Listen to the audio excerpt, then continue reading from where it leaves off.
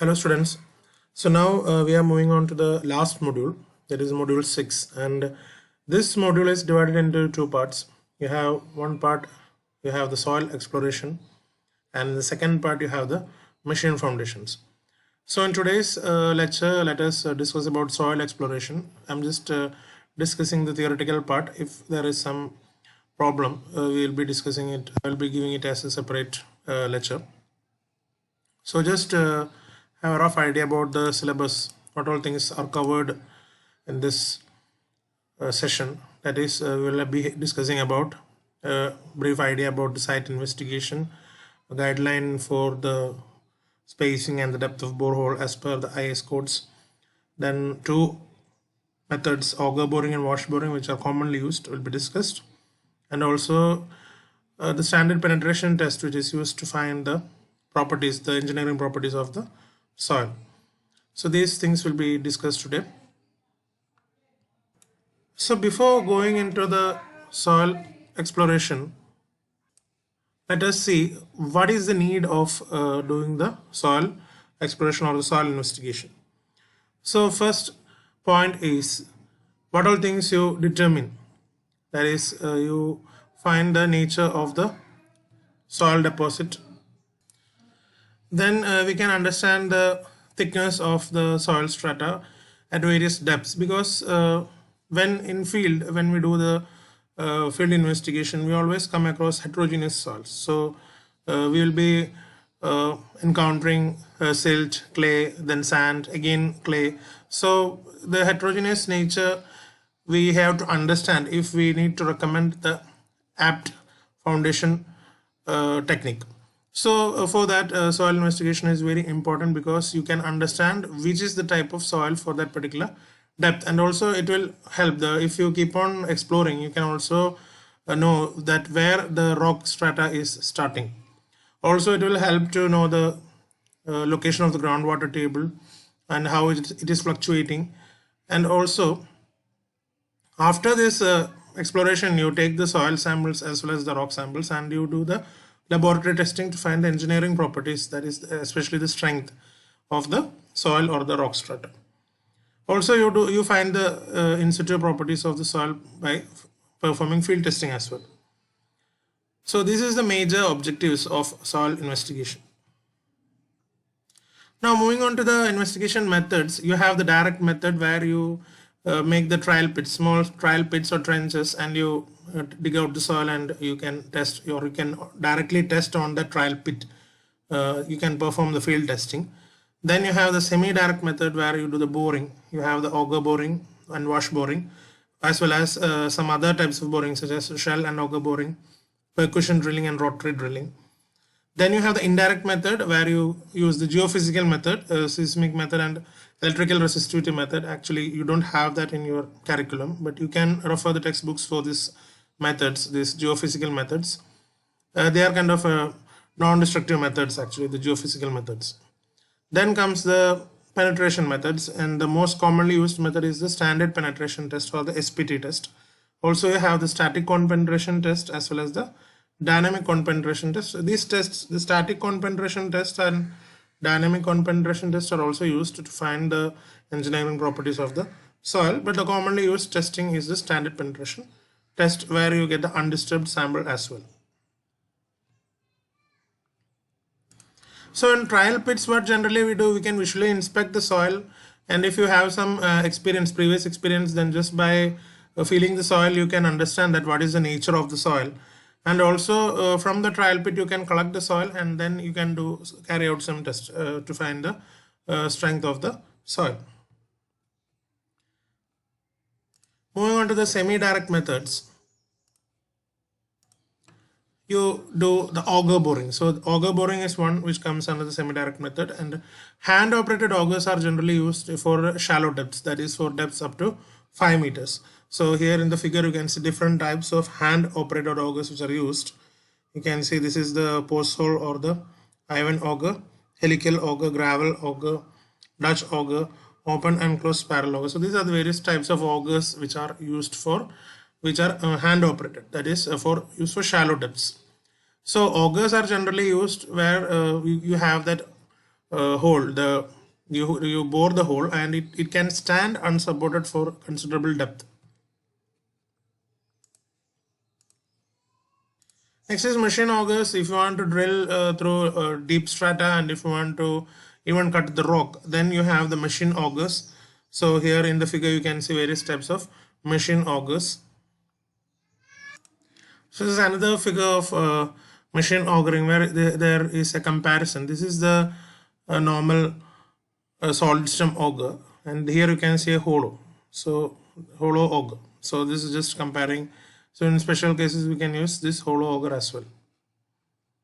And not go into the detail, just understand the various types of augers like the hand auger and the machine auger. Next is the shell and auger boring. So shell and auger, this combination is generally used when you don't have considerable support for the soil through which you are conducting the boring. So the boring starts with the auger, and the shell is generally used for advancing the boring, and whatever soil is bored using the auger, that is automatically filled in the shell, and once the shell is filled, it is withdrawn and it is emptied, and the soil sample is taken. So in situations where you cannot use the auger, you only the auger. I mean, if you cannot use the auger boring, you will have to do the wash boring. So if the soil is not mixed with gravel or boulder, then you will have to conduct the wash boring as well. So you have the sampler attached to this drill bit, and after a sufficient depth, you will remove the sampler along with the drill bit, and you will get the sample, the soil sample from that sampler. And also the change of rate of progress, the how you are progressing or how the drilling is taking place, and also you are doing the wash boring, that is the water which you pump inside this borehole. When it comes out, the wash water will be different because it will be like kind of slurry. So according to the change in the color of that wash water, you can have some visual idea about what the soil strata is changing, or what is the type of the soil for that particular depth. So here you can see a schematic diagram of wash boring technique. So you have a pulley for the arrangement here to move the drill bit, then you have a hoisting rope, then this is the water swivel, and this is how the flushing of water is done. That is, you have a pipe here, and this particular pipe, it takes the return water, and this pipe using the pump, you make this water to move through the drill road, and here it is the point where the water comes out and it carries the soil upward from the hole, and this is the pipe for collecting the flush water which has the slurry type of soil. And here you can see this is the sum for the collection of wash water, and also the sample which is coming along with the soil. Also this you have the sampler along with the drill bit, and then using the sampler you get the soil sample. So here you can see this is the hollow drill rod which is moved up and down and rotated to bore the soil, and this is the casing. This you can see, in order to prevent the soil to fall inside the borehole, you have a casing. So this is a schematic diagram of wash boring. Next is percussion drilling. So here it is a kind of a very strong method where you have to break the stiff soil or rock. You need to take the rock samples, then you can do the percussion drilling, as well as wash boring. Also, if you change the drill bits, you can take the rock samples. So here it is a heavy drill bit suspended from a drill rod, is driven by repeated blows, similar to the wash boring. And here again water is added if you need to break the rock. And this method is generally not suitable for loose sand, and it is generally slow in plastic clays, this percussion drilling. And here this is the rotary drilling, where this is the most commonly used method for deep strata, where you need to cut the rocks. You go for the rotary drilling. So after certain soil, if the rock is encountered, then definitely you will have to change the diamond drill bits for the rock, and also you need the core barrels to collect the rock sample.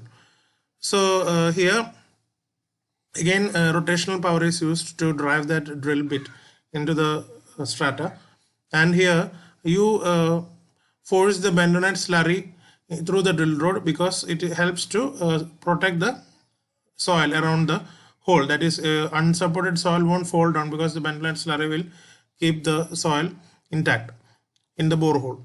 And also this this slurry, while similarly we have seen this in wash boring where water is flushing out. Similarly, this slurry is flushed out along with the soil which is removed.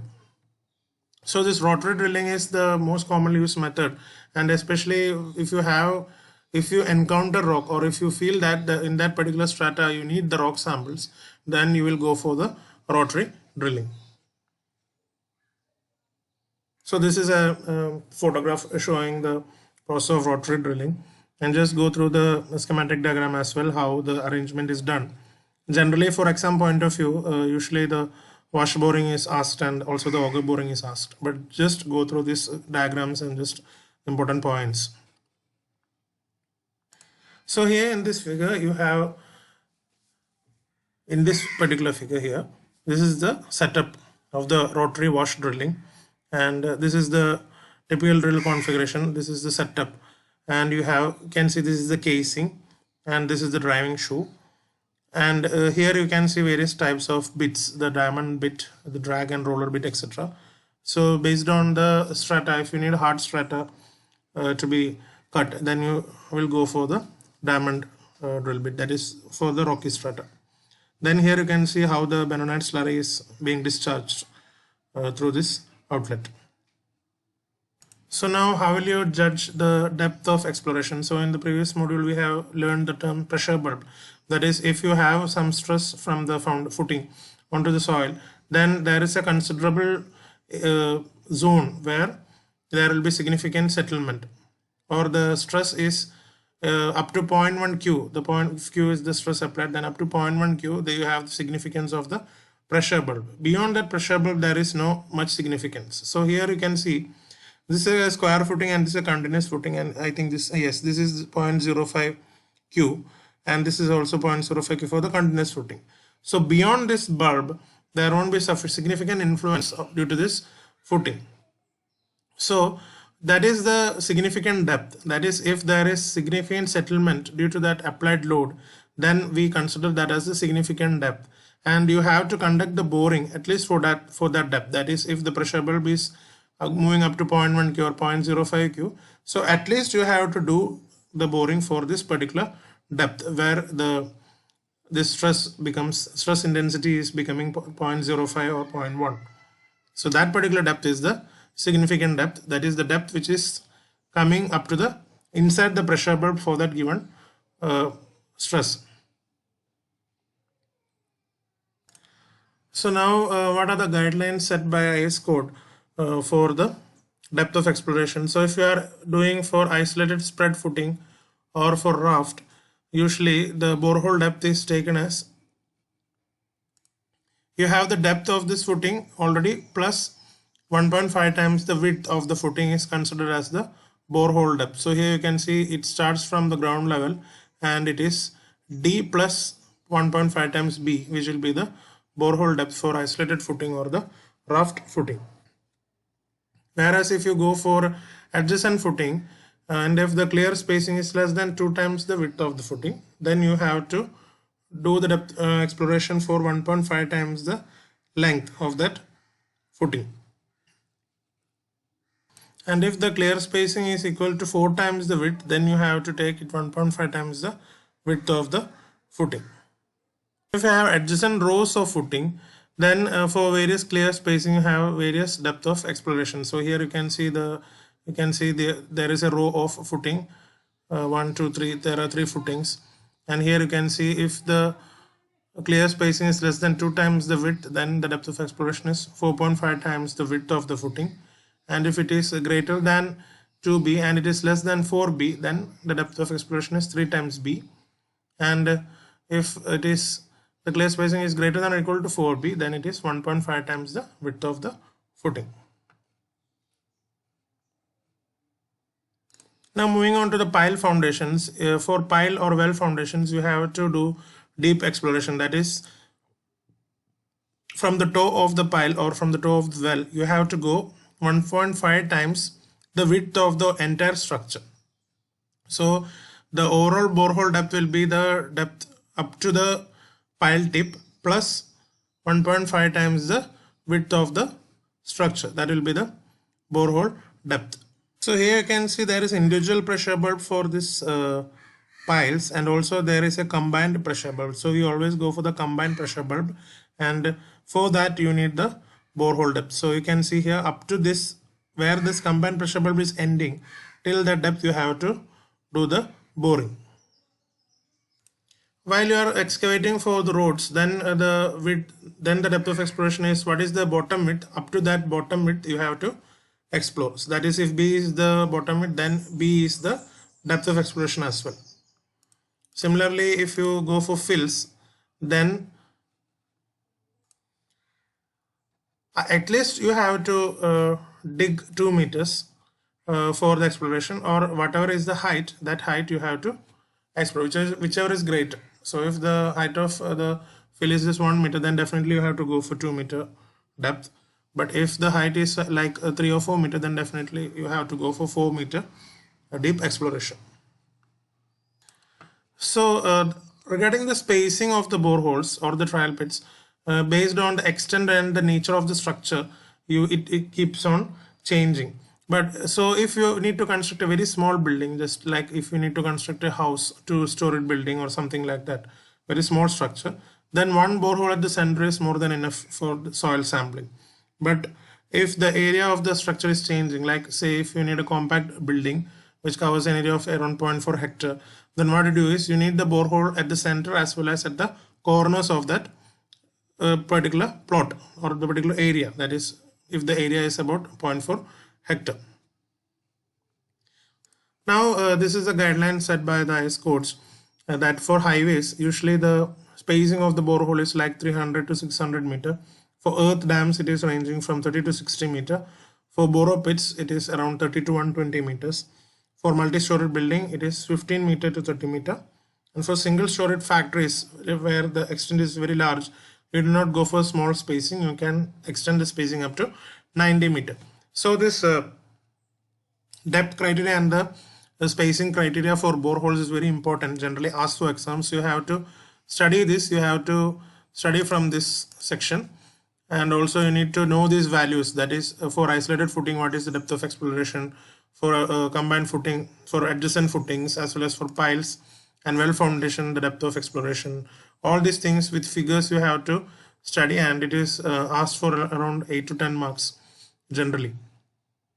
So you must be thorough with this section. Also this table also you need to keep in mind. Now let us move on to the indirect methods, where we will be discussing about the standard penetration test. So here while doing the standard penetration test, you can see this is the sampler through which the sample is taken. So this is the split spoon sampler, and you can split this and you can see here the soil sample is taking. So this is the typical sketch of the cutting shoe of that split spoon sampler, where you dig out the soil and it is stored in this sampler. So here you can see how this SPT test is done using this sketch. So what you do is you have a borehole, and you have a, so how you cut the borehole, you have this sampler and you keep on cutting the hole, and this is the driving rod, the drill rod, and this is the sampler which is attached, which is a split barrel or split spoon sampler. The thickness outside diameter is 50 mm, which has an internal diameter of 35 mm, and this length of the sampler is 760 mm. This is the drill rod, and as you keep on going down, this drill rod is extended, that you keep on join the another rod to this drill rod. Usually it comes like 3 meter, 1.5 meter and all. So based on the depth, as the depth keeps on increasing, you can attach the rod. And this is the anvil on which the hammer is falling. So the hammer weight is around 63.5 kg. This hammer is dropped repeatedly from a height of fall of 750 mm on this anvil, and this sampler is driven. Below you can see how this is going down. There is a first increment, second increment, and a third increment. So generally the first 15 centimeter or this 0.15 meter is the seating. That is, it is not considered as the penetration. That is the seating, and we neglect this part just to arrange this because we don't know the strata, so just we neglect the first 15 centimeter. We consider it as just as the seating. Then the remaining 0.3 meters or the 30 centimeters is considered as the number of blows. So number of blows required for the 30 centimeter penetration is considered as the standard penetration value. Okay, so you can see how the process is going. The hammer is dropped, and then this split spoon sampler cuts the soil, and it also takes the soil in its drilling in this sampler. This is another sketch just from the textbook how this is done manually. So this is how the hammer is dropped on this anvil and the drilling is conducted. So if you refer this IS 2131-1981, you can get vast detail about the SPT test. I will share this IS code to you. So just to go through that code, so you'll get better understanding of the test, what all things you have to take care of while conducting the SPT test, because this is a very important test as far as soil exploration is concerned. So as I already explained, it is definitely a field test. And what we find is the penetration resistance, which is denoted as N, capital N. So whatever explained in that sketch, again I am just repeating here. So the split spoon sampler, which is connected to the drill rod, this is the dimension of the split spoon sampler. It has an outer diameter of 50 mm, internal diameter of 35 mm, and it is around 600 mm long. And this length is, this is the minimum dimension. It can change, the length and all can change, and the height of fall is always 750 mm, and this hammer is standard, that is, it is code specified weight, and the height 63.5 kg is the hammer weight, which is freely dropped on this anvil, and also this height of 750 mm. This is as per the code, and the test is performed on a clean hole of a diameter of around 50 mm to 150 mm, and initially the split spoon sampler is placed vertically in that hole, and it is allowed to settle freely by the first few blows, that is first penetration of 150 mm. Then you keep on driving it for another 300 mm. That will be counted as the number of blows for that 300 mm settlement is counted as the standard penetration number, denoted as capital N. So after the standard penetration test, you have the standard N value. And another thing which is to be noted is, if the number of blows is around 50, or it passes 50 for this 150 mm penetration, that is for one particular set, then the N value is considered as a refusal. So you say that the N value is a refusal. Or if it is around 300 mm for 100 blows, then also you term it as a refusal. Or else, if that N value is not the number of penetration, there is no successive advancement in the settlement of that particular sampler for 10 successive blows, then also you state the N value as refusal, because you write in that column as refusal. What does it indicate is that there is no significant movement or penetration even if you give any number of blows. That indicates you have reached a hard strata or a rocky strata. So generally if N value is refusal, means you have finished all the soil strata and you have started the rock strata. So that's how you can infer if the N value is termed as refusal. Now some corrections need to be done for standard penetration test done in cohesionless strata. So if you are moving through cohesionless soil, you will have to apply the overburden correction and as well as the dialectancy correction. What happens is that if you do the penetration in any gravelly soil or in cohesionless soil, as you keep on moving down, the overburden pressure increases, and as a result of this increase in overburden pressure, it will contribute an increment in the N value. So what happens is that for shallow depths, if you go for a gravelly soil, for shallow depths the N value is less, and if you keep on going down, the N value keeps on increasing, and that is due to this overburden actually. It is not because of the soil is the same. So what you do is you reduce the N value and you apply this correction factor, and this correction factor is applied, that is N dash is equal to 0.77 log 10 2000 by Q, where Q is the effective overburden pressure. So that is the overburden correction. Another correction is the dilatancy correction. So here dilatancy correction is generally done when you do the testing in some strata where you encounter fine sand and silt and there is water table.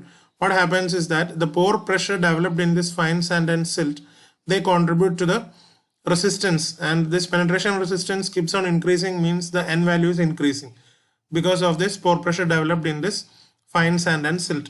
So you have to reduce the N value. So in that case also you apply this dilatancy correction, that is N double dash is equal to 15 plus 0.5 N dash minus 15, that is for N dash greater than 15 this is the value. For N dash less than 15, if the N value is less than 15, then no need of correction, you can take this value. But if it is exceeding 15, then you have to use this correction. So this correction is applied, initially you apply the overburden correction, then you apply the dilatancy correction where you encounter water table. Now how the N value is correlated with the properties of the soil, mainly the shear strength characteristics such as the angle of internal friction for cohesionless soil and the cohesion or the unconfined compressive strength for clayey soils. So here based on the N value, if the N value is in the range of 0 to 4, then the soil is considered as very loose and the phi value is less than 28 degree, and you can see various phi value as the N value keeps on increasing, the phi value is also keeping on increasing. And for very dense soil, or if the N value is greater than 50, then the phi value is greater than 42 degrees. So this is how the N value keeps on, this is how the phi value keeps on increasing with the increase in the N value. Similarly, let us see the rough correlation of the unconfined compressive strength of clay with the N value, that is unconfined compressive strength is N by 0.075 kPa or kilonewton per meter square. So here if the N value is in the range of 0 to 2, that indicates a very soft clay where the unconfined compressive strength is less than 25 kPa, and if the N value is greater than 30, then it indicates a very hard clay where the unconfined compressive strength is greater than 400 kPa. So if a standard penetration test is asked for exams, it is generally asked to write the procedure of the test. So you can draw this schematic diagram and you can explain each and every step, and in this it is clearly given how the N value is obtained, and then you have to show these corrections, the overburden correction and the dilatancy correction. Then comes the correlation. You have to remember this table for the relation between N and the phi of cohesionless soil and N and the unconfined compressive strength of clay soil. So this much things you have to explain if the question is asked, and it is even asked for 15 marks. So this is a very straightforward question where you can score high. Also the advantages, just go through the advantages of this test, and some disadvantages are also listed here. You just go through these advantages and disadvantages, and so that is the end of part 1 of module 6. And now in the next session I will be giving you the second part, which is covering the machine foundations aspects, as well as I'll be discussing some problems, some university questions also will be discussed in the next lecture. With that we can finish this 6th module. Okay, thank you.